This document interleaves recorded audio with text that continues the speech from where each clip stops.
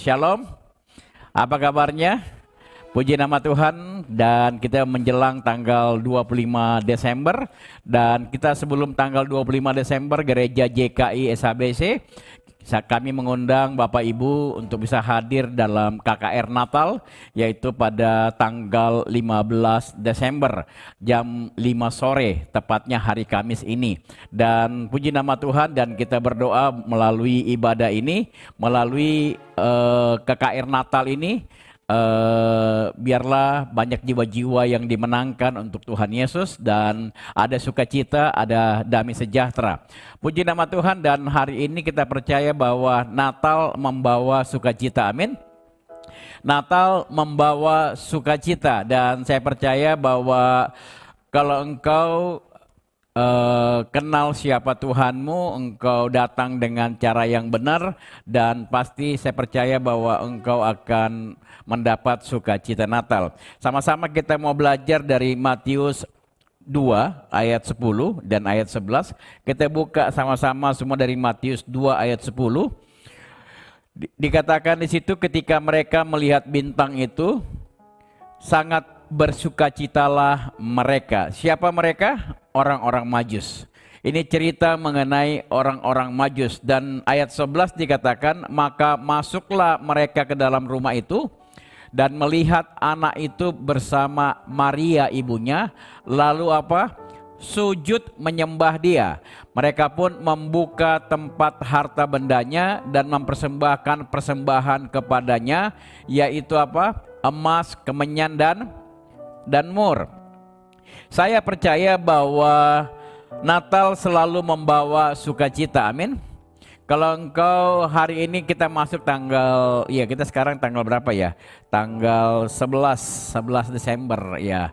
Dan saya percaya sebentar lagi ya kita rayakan Natal tanggal 25. Dan saya percaya Bapak Ibu ya, kalau engkau datang, dan saya percaya kalau Natal itu akan membawa kita ke dalam sukacita. Bagaimana orang Majus menyambut Natal ya, dengan sukacita, dan saya percaya bahwa Tuhan Yesus juga mau engkau dan saya sama-sama kita menyambut Natal dengan sukacita. Ada amin. Nah, hari ini kenapa bisa Natal ini bisa membawa sukacita kepada orang Majus? Kita lihat, kita perhatikan bahwa yang pertama, kenapa Natal ini membawa sukacita? Karena orang Majus mempersembahkan sesuatu yang berharga bagi Tuhan. Kalau kita perhatikan di sini, mereka membawa ada emas, ada apa? Kemenyan, dan ada membawa mur ya. Kalau kita lihat bahwa ya ada emas, kemenyan, dan mur. Emas bicara ya, bicara mengenai apa? Pemberian raja, karena dia tahu dia menghadap kepada raja yang baru dilahirkan. Kalau kita baca ayat-ayat 1 dan seterusnya sebelumnya, bagaimana orang-orang Majus ini belum sampai mereka ke Bethlehem, mereka singgah dulu ke tempatnya Herodes, Herodes yang agung.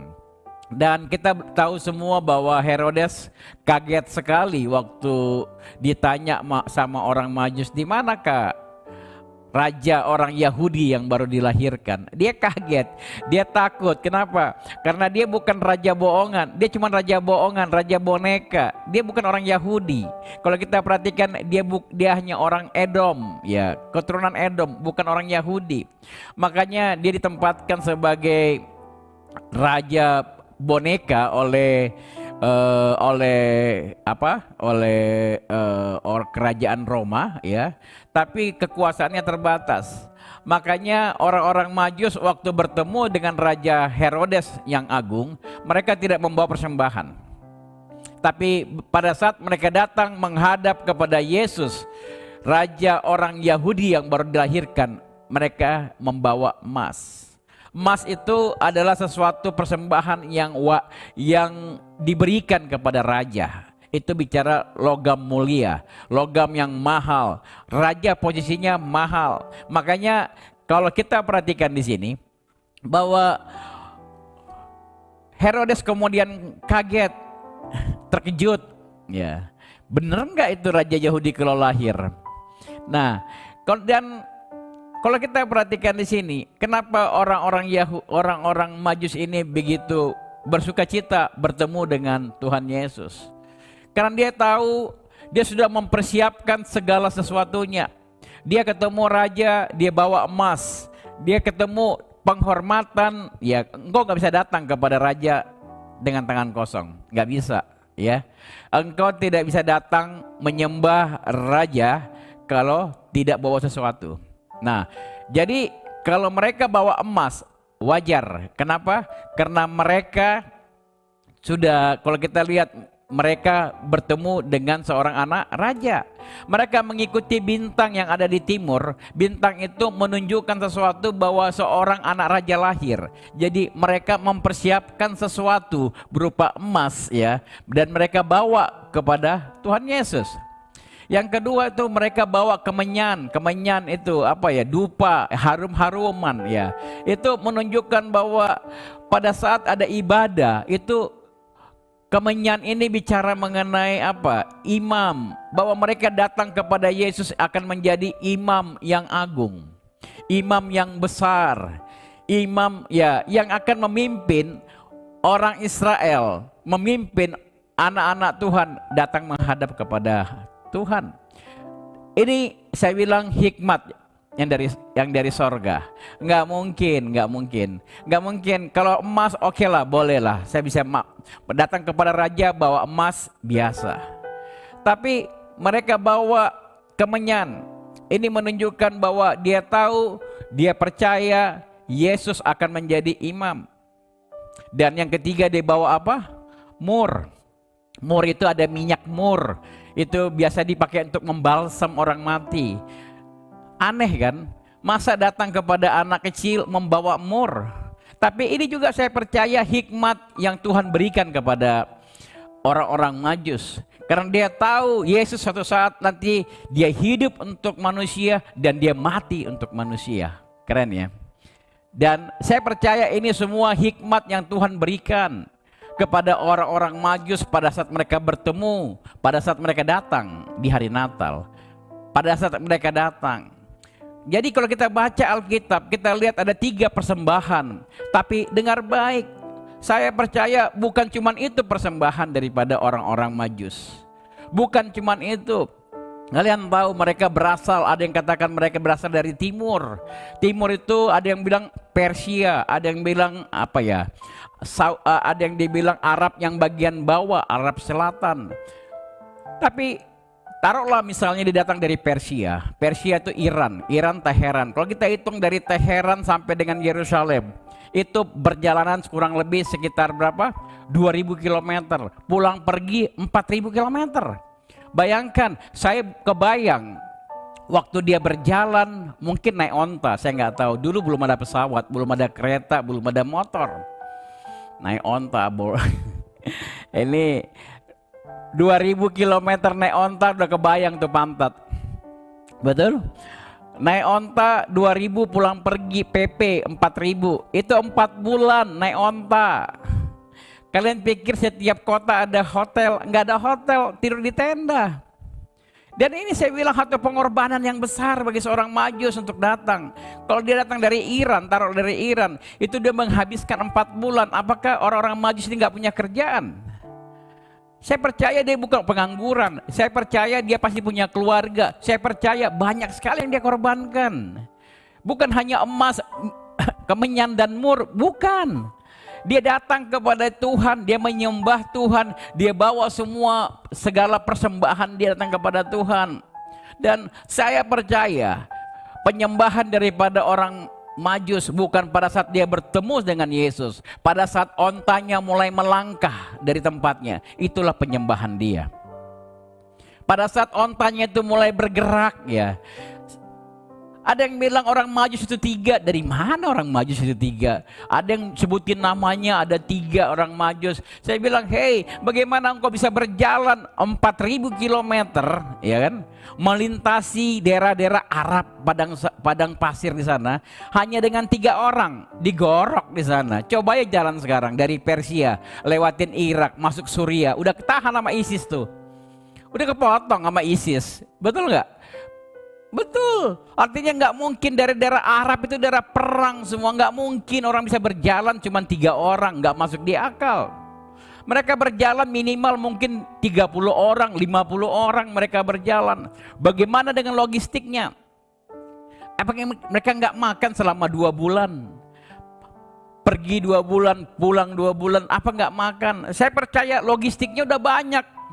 Mereka bawa perbekalan kiri kanan, mereka tidur di tenda-tenda, mereka malam ada yang berjaga-jaga, betul? Banyak sekali yang harus mereka persiapkan, perjalanan yang selama 2 bulan pergi, 2 bulan pulang. Bukan pekerjaan yang mudah, tapi semua saya percaya karena mereka begitu yakin, mereka mau datang kepada Raja. Mereka datang kepada Raja di atas segala raja. Mereka datang begitu banyak perjalanan. Jadi saya percaya bahwa yang namanya persembahan daripada orang Majus bukan cuma 3. Yang datang bukan cuma 3 orang, rombongan yang besar. Mereka datang, mereka bergerak, mereka datang dari, taruhlah dari Persia. Alkitab tidak mencatat, tapi taruhlah dari Persia. Mereka berjalan, wow. Itu bukan pekerjaan yang mudah. Mereka korban waktu, mereka korban, belum lagi diomongin sama bininya, betul nggak? Bininya tanya, mau kemana Pak? Mau ke lihat raja. Di mana rajanya Pak? Itu ikutin aja tuh bintang tuh. Ya, bintangnya kemana nggak tahu. Bayangkan, mending kalau dia tahu berhentinya itu bintang di mana. Dia nggak tahu itu bintang itu berhenti di mana. Dia hanya bilang tuh ikuti itu bintang tuh. Mungkin istrinya bilang udah parah nih kata suami saya ya. Tapi ini yang kenyataan yang terjadi. Mereka nggak ngerti, mereka nggak tahu bagaimana caranya, bagaimana bisa sampai. Tapi mereka bawa emas, kemenyan dan mur. Mereka mau datang, tujuan mereka cuma satu, melihat dan menyembah raja yang lahir. Wow, wow. Bagaimana dengan engkau? Halo, bagaimana engkau menyambut Natal? Saya kadang-kadang melihat bagaimana, nggak usah bicara emas deh, jauh kayaknya. Nggak usah bicara hikmat, ya kan? Kayak ada mur, kemenyan, nggak perlu, ya kan? Lu datang aja ke gereja, nggak pernah on time, betul? Ya, betul, datang ke gereja udah persembahan, udah menjelang apa, udah firman Tuhan. Kadang-kadang ada yang mau doa berkat, sudah dekat-dekat Tuhan memberkati, wah itu udah datang semua tuh, nggak tahu, hanya datang ke gereja terima berkat saja. Bagaimana dengan persembahanmu? Saya melihat, saya kadang-kadang sedih kalau lihat ya, persembahan, bukan saya bicara nominal, saya melihat bagaimana uang itu dikuel-kuel gitu ya. Udah dikasih sama apa? Dikasih amplop di gereja, tetap aja dikuel-kuel masukin lagi dalam amplop gitu loh. Saya bilang, udah nilainya memprihatinkan. Udah nilainya memprihatinkan ya. Bentuknya juga memprihatinkan ya. Saya lihat itu Patimura ya, gambar Patimura dikuel-kuel gitu ya, masukin ke dalam amplop. Dan orang bilang yang penting kan nilainya sama. Saya bilang, hei dengar baik, engkau datang mempersembahkan persembahan buat Tuhan loh. Engkau datang. Ada nggak kira-kira kalian sebelum datang ke gereja, kalian persiapkan persembahan di rumah, berdoa dulu? Ada nggak dari antara kalian datang ke gereja gitu, ambil uang kertas kemudian setrika dulu? Ada nggak? Yang rapi, yang terindah engkau berikan. Saya nggak bicara nominal loh, saya nggak bicara. Ada nggak yang kau datang kau siapkan amplopnya dari rumah? Sehingga uang yang terbaru, yang paling licin, yang paling bagus, yang baru keluar dari ATM. Kalau dari ATM mah nggak punya Pak ATM-nya. Tapi saya mau bilang, apakah saya bilang engkau bisa berani ambil yang terbaik? Halo? Ini yang saya mau bilang. Bagaimana engkau bisa memberikan persembahan seperti orang-orang Majus? Engkau bisa, dia udah mempersiapkannya berapa bulan yang lalu, mereka mempersiapkan segala sesuatu. Tapi dengar baik, mungkin hari ini kau bilang yang penting kan hati Pak, gitu ya. Ya betul, saya nggak tahu hatimu apa kau mengasihi Tuhan apa enggak. Saya nggak tahu, tapi yang saya tahu di mana hartamu berada di situ hatimu berada. Amin. Jadi hari ini saya mau bilang, banyak saya perhatikan orang kadang-kadang bilang, wah yang penting hatinya Pak, kita memberikan dengan sukacita. Dan saya bilang, ya benar, berikan dengan sukacita. Bahkan ada yang bicara, Tuhan Yesus saja melihat janda. Ya betul, dia janda. Kok janda bukan? Janda pemberian apa? Janda ya. Ya. Di mana janda itu datang kemudian memberikan, ya. Dan dikatakan janda itu memberikan dari kekurangannya. Janda itu betul saya mau bilang. Tapi perhatikan dalam cerita itu. Kalau engkau perhatikan bagaimana janda itu datang memberi kepada Tuhan. Perhatikan, Tuhan melihat.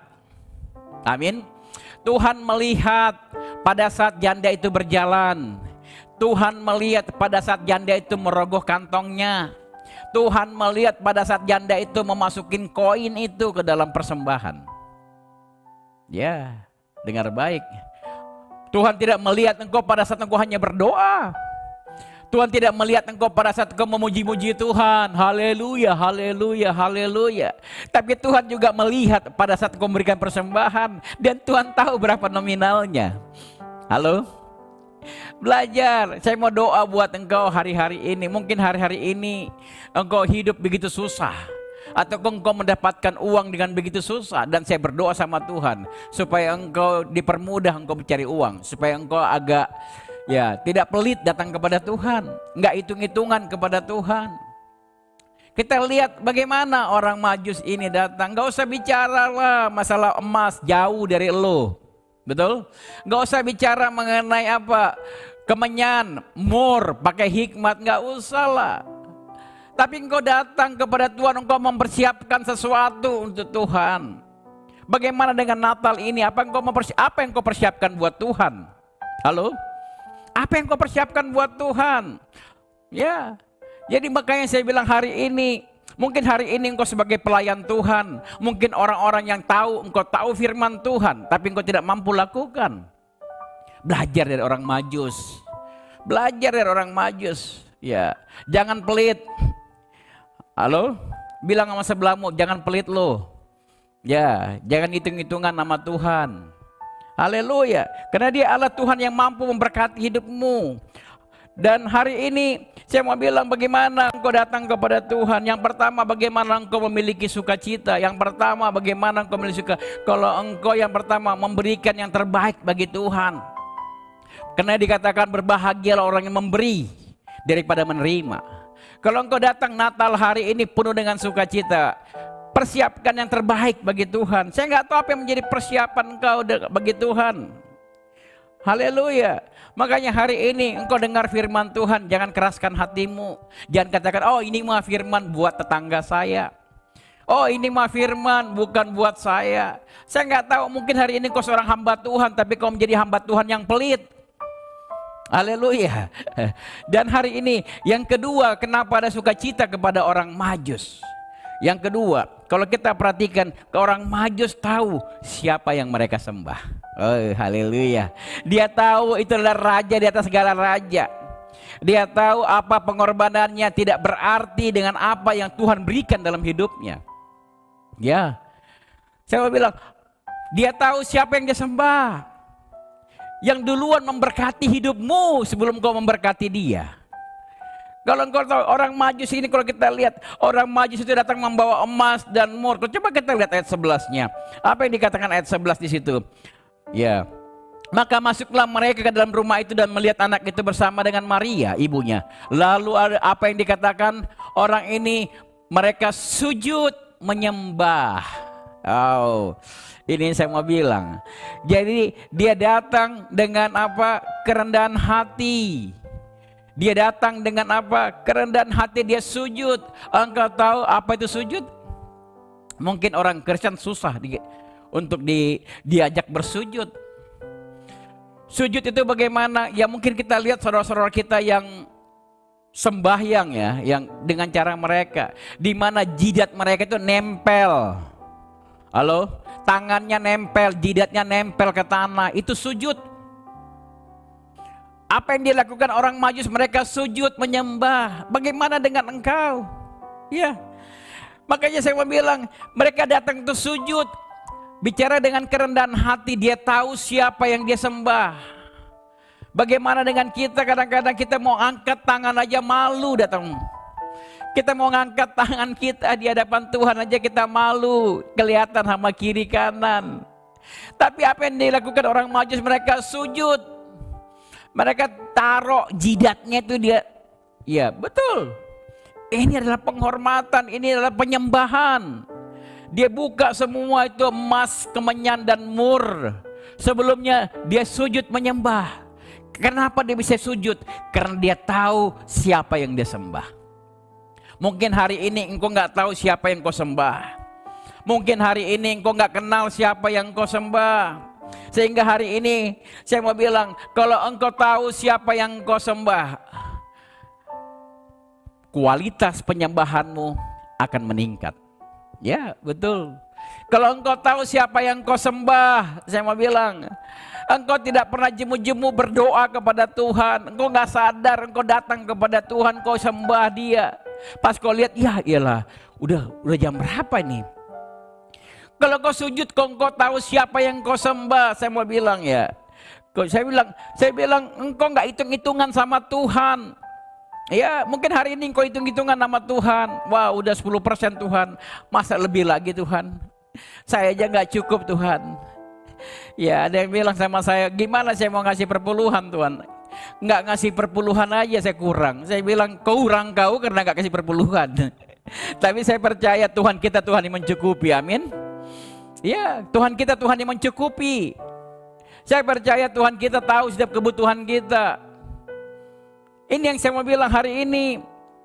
Jadi kalau engkau tahu siapa yang kau sembah, engkau tidak main-main sama dosa. Halo? Karena dikatakan apa?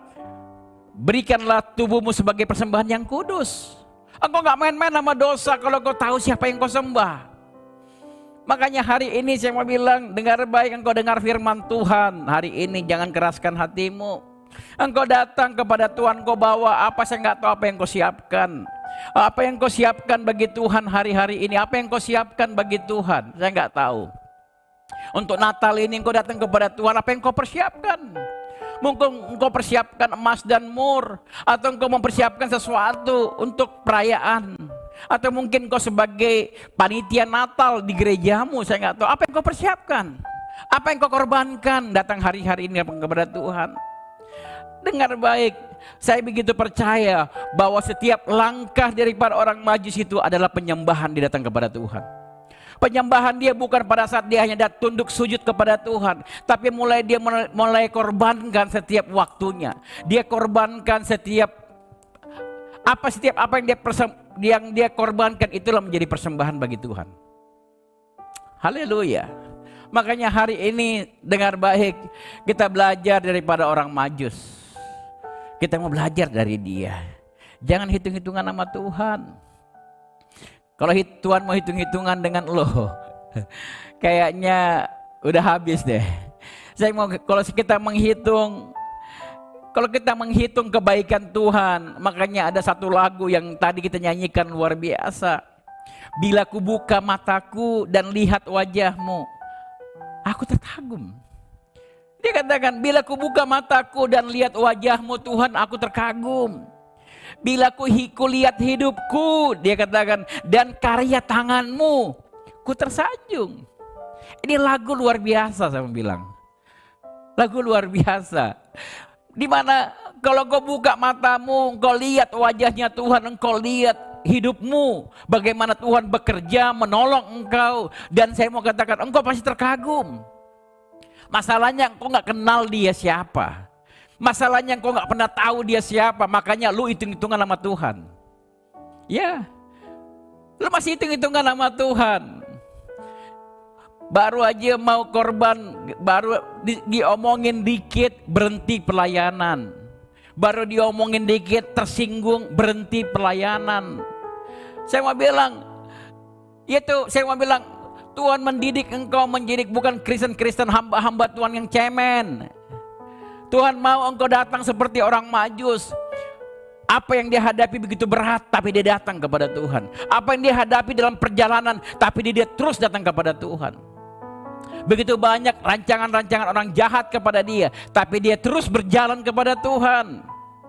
Haleluya. Makanya dalam lagu ini dikatakan, apa yang dikatakan? Karena semua yang baik dalam hidupku, itulah karyamu. Wow. Engkau belajar kenal siapa Tuhanmu. Engkau kenal, bukan hanya engkau bisa menyanyikan lagu ini, tapi engkau gak kenal siapa Tuhanmu. Ya, makanya hari ini mari datang, Natal hari ini engkau datang sebagai orang Majus. Engkau bawa persembahan, engkau datang engkau siapkan hatimu bagaimana engkau datang kepada Tuhan. Haleluya. Dan lagu ini bicara belajar kenal siapa Tuhanmu. Belajar siapa kenal Tuhanmu. Sehingga engkau menjadi orang Kristen yang kenal siapa yang kau sembah. Engkau kenal siapa Tuhanmu. Tuhan yang menolong hidupmu. Ya. Ya, haleluya. Makanya saya mau bilang, kita datang kepada Tuhan, sembah Dia. Engkau datang sebagai orang Majus. Kalau engkau seorang pelayan-pelayan Tuhan hari ini, engkau hanya melayani dengan hitung-hitungan datang kepada Tuhan, mulai ubah hatimu. Angkat pujian ini, engkau katakan, aku ingin mengenalmu Tuhan, lebih dalam dari semua yang ku kenal. Tiada kasih yang melebihimu, dan ku ada untuk menjadi penyembahmu.